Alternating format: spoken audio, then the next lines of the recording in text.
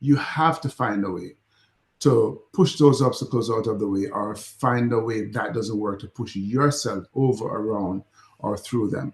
So yes, life is about change and transitions and growing and adapting, and that's what keep on pushing challenges and encourages us to do: adapt, grow, change.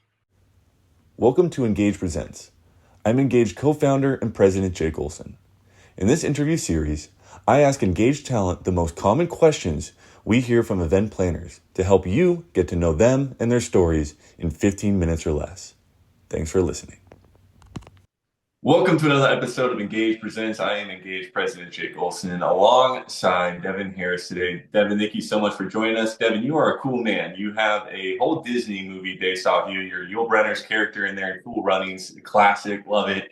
You are a 3-time Olympian, motivational speaker, just an overall cool dude with a great accent. I love the Jamaican accent. So thank you so much, Devon, for joining us today. Yeah, man, Jake, it's great to be here with you. I have not been trying to, but no matter what I do, I can't shake this accent, man. So, you're stuck with it. Don't even try. Don't even try. Yeah, I get it, man. People, when they hire me, I want the guy with a funny accent. So here I am. So I know with every movie comes a little bit of creative liberties. So just tell us about one thing that the movie kind of got wrong about you. About me personally, here's the thing, that the movie is so different from real life characters. Although I aligned myself with Yul Brynner the most because he was a dreamer. So in that movie, Yul Brynner came off as this really frustrated, angry guy, and who was not necessarily interested in being anyone's teammate. And I'm far from that. And I'm laid back, always smiling kind of guy who wants to be someone's teammate. So that's definitely a fiction of Hollywood's imagination. Got you. I've only been on this Zoom call with you for 7 minutes. I can definitely tell you are not a frustrated, lonely guy. You definitely exude a type of joy about you that's contagious. Intense, though. Intense. They got that right. I can't be intense. When I compete, I'm a different animal, I have to admit. I love it. We're not competing now. We're just chatting. Duly noted in case I ever take you up on anything. So talk about, you as an Olympian. Everyone, knows you're an Olympian, but what people might not know is you were actually a captain in the Jamaican Defense Force. So kind of tell us about your military career. What started that, and did that lead into your, Olympian kind of goals? Jake, you have to blame my grandmother for that, man. I spent my early years with her in rural Jamaica, and the thing about her was she was this amazing storyteller, and she would tell me these stories. The ones that had the greatest impact on me were the ones she told me about soldiers and the amazing things they could do, the feat they could perform and not get hurt. And it lit up my little 5-year-old imagination. Didn't know if I could do it, but man, I wanted to try that. And as I grew older, I realized you could enlist as an officer. And again, especially, I'm from the hood. And so it's unusual for a guy from the ghetto to enlist as an officer, but I wanted to try that.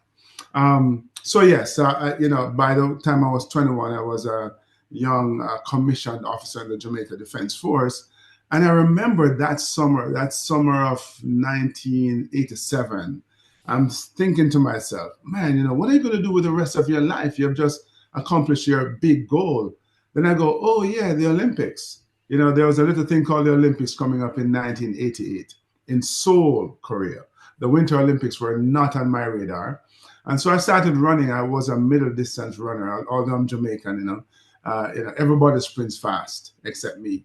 So I ran 800 and 1500 meters. And long story short, 2 Americans who came up with the idea to start the Jamaican bobsled team came to the Army. My colonel saw me running and went, oh, he's fit, and thought he'd send his young fit officer to the bobsled team trials. And I had no idea how I was going to make the team, man, but I went and I tried my darnest. I really worked hard. And so I think a combination of the hard work and the smile, they selected me. So here I am. That's really cool, kind of how that led in one thing into the other. What was your first impressions of bobsledding? I mean, obviously you never tried it, you know, that you got selected. Kind of what was your first impressions of it? Well, I tell you, the first time I heard we were going to start a team, I thought it had to be the most absurd, ridiculous idea ever conceived by man. But then you fast forward, here I am, selected to the team. First trip to Lake Placid, New York. We're in the ice rink with the American team trying to push the sled and spending more time on our butts than we did pushing the sled and thinking to myself, wow, this bobsled thing is harder than I thought. Um, and looking at the bobsled track, Jake, was an eye opener. And I remember just looking at the track and looking at where the corners meet the straightaway and how narrow that space was, and trying to picture in my head, how the hell are we ever going to get through that? I mean, at the speeds. And then my next thought was, well, other people are doing it, so I guess we'll have to figure it out as well. So we figured it out. So you mentioned before, Devon, that you are a teamwork guy. You actually do enjoy, not like Yul Brenner's character, but you do enjoy teamwork. So give us a couple lessons you learned from teamwork while you were training for the Olympics. I think the first, perhaps most important one is the vision, getting everybody to buy into the vision. I think we were very fortunate on that very first team because we had three Army guys on the team who were kind of the same ilk. We understood what it is to kind of go after our mission, no matter how difficult or seemingly impossible it was.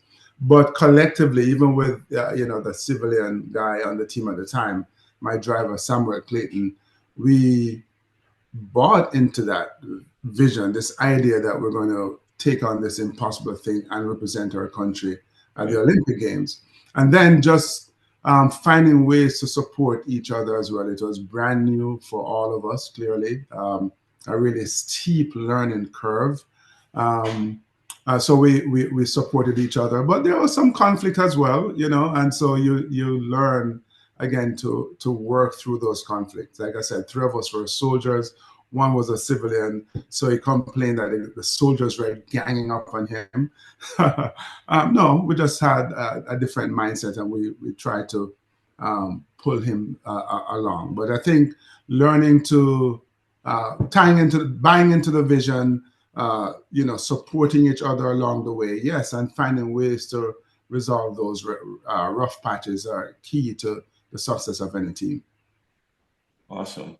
And one of your taglines is keep on pushing. Kind of tell us what that means to you, and then strategies of resilience that you kind of give to the audiences when you do speak. Yeah, man. So clearly it has a bobsled analogy. That's how you start the race, right? You push the sled. But it's not one massive push as you might think. It's actually a process. And even as you're heading down the track, you're still pushing against the ice conditions, the weather conditions, the twists and turns of the track. But we're also pushing against the limits of our own abilities. Every single time we step on that track, Jake, we're trying to do better than what we did previously. So if you think about that, you realize that it reminds us of this success journey in life. It's this dynamic, ever-changing, fluid process through which we are transforming ourselves. And at the same time, we're transforming the people and the teams, the organizations around us.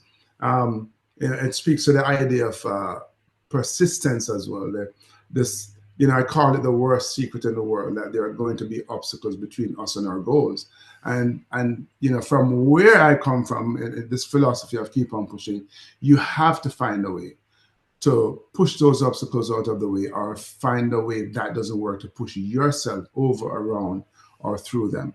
So yes, life is about change and transitions and growing and adapting, and that's what keep on pushing challenges and encourages us to do: adapt, grow, change. Absolutely, absolutely. And finally, Devon, kind of you've given hundreds of speeches to this point. You've been able to talk to a lot of different people all over the world. Kind of tell us some of the remarks, or at least experiences you've had with how your words have changed someone's life, or kind of they come up afterwards and talk to you about just what you mean to them and your message means to them. Yeah, that's perhaps the most gratifying part of it. Clearly, I love traveling and meeting people and sharing with them, but to then come off stage and hear someone say something like, I feel like you were talking to me today. Actually, from very early on, I remember one young lady coming up to me and said, I was going to quit this company. And I heard you speak, and I'm going to give it a shot. A few years ago, I was in Boston speaking, and this guy came up and he said, we have had many good speakers here, but you're the first one that made me feel like I could actually succeed here. And so when you get that kind of feedback, it's gratifying. You go, yes, I think I'm touching some lives, which is a goal. Yeah, I absolutely can tell, and when I speak, I love getting that feedback too. So thank you so much for sharing with that. Devon, thank you so much for joining us today, sharing your message, sharing your stories. Like your grandmother, you are a great storyteller too, and I can tell just from speaking to you today. So thank you for sharing that with us and just being who you are. If you want to learn more about Devon, visit letsengage.com. Check out his speaker profile. Again, he is available to motivate your team in many ways if you can't tell. So thank you, Devon, for sharing again with us today, spending this time with us. And thank you for being on an episode of Engage Presents. Absolutely. Thanks for having me. And of course, you know the deal. Keep on pushing.